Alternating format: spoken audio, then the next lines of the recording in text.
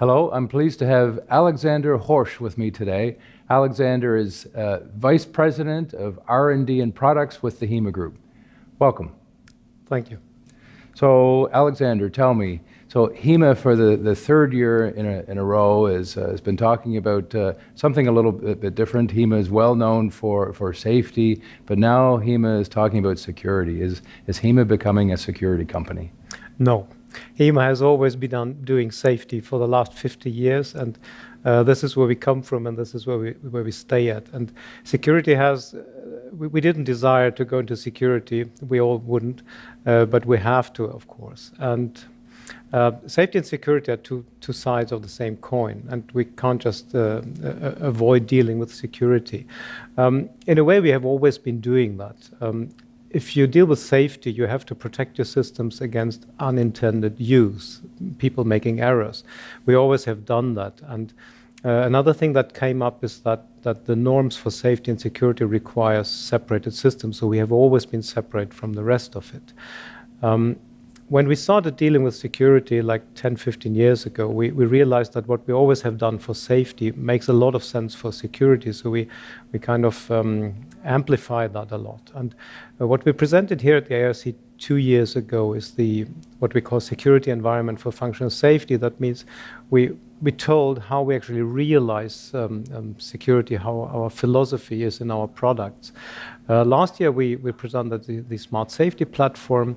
That means any of our product families, they run the same security philosophy by now. And this year we kind of completing the cycle with announcing ways of securing the periphery of our products. Okay, so that brings me to my next question. How complete would you say your portfolio is for safety and security? Are there new developments that you can talk about? Yeah.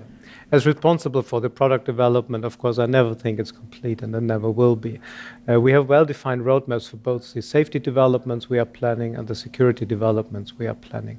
So we have to keep running that race against the attackers, obviously, and the norms and even the customer requirements, of course, bring us further. So this is standard, and we have always been doing that. There are two things we focus on currently. One is we have systems in the market still that are very old. Customers run them, they are really happy, but they have never been designed for security. So we need to help those customers to safeguard and to make those systems secure as good as possible. And it is possible, but it has to be done. So it's less a technical question, it's rather a question of processes and services that can be offered to customers. So what else is there for developments in the portfolio? So we are now very satisfied with the core of our portfolio, and the next step we have to do is to secure the periphery of it. So as we all know, data needs to get into the safety environment and to get out of the safety environment again. So we need to deploy things like data diodes, firewalls, remote access systems, and this is what we have been showing at this year's ARC conference, how to securely actually access the safety systems from outside. If you had asked me 2 years ago, I would have said, no way, we will not remote access safety systems. Now actually I think I'm safe to say we dare to do that, because we found a partner that has systems that I rely on 100%. Those are systems that have been tested on or are used actively in military applications and a lot of governmental applications. So I think if it's done properly that way, access of safety systems remotely is not an issue anymore. Okay. So HIMA is holding a workshop at this year's ARC Forum. Yes. On the topic of risk management. So why is risk management important? Why is it an important issue for your customers in your company? We talked about safety and security, but what it boils down to actually is risk management. Both the standards for safety and the standards for security, they deal with reducing risk to a level that we all tolerate. And safety and security is about taking measures to reduce that risk to a level that we can live with. And in that workshop, we looked at something that is that relates to engineering a lot. There are norms telling us how the life cycle of safety system has to evolve, and we need to we need to guarantee that this life cycle is actually done according to the standards. Now, when security comes into the game, it needs to be done in a secure way also. This is one requirement that is self-evident. The other requirement is that it needs to be efficient, because what has to be done over the safety life cycle is quite a lot.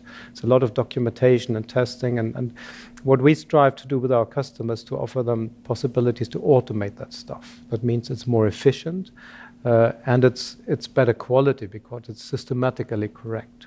And this is what we showed at the workshop, that these things can be done efficiently. It can actually increase dramatically, and at the same time keeping the standards and the security level where it should be. Good, okay. Well, Alexander, thanks very much for being with us today. We'll be very anxious to watch your progress in the next coming months. Thank you very much.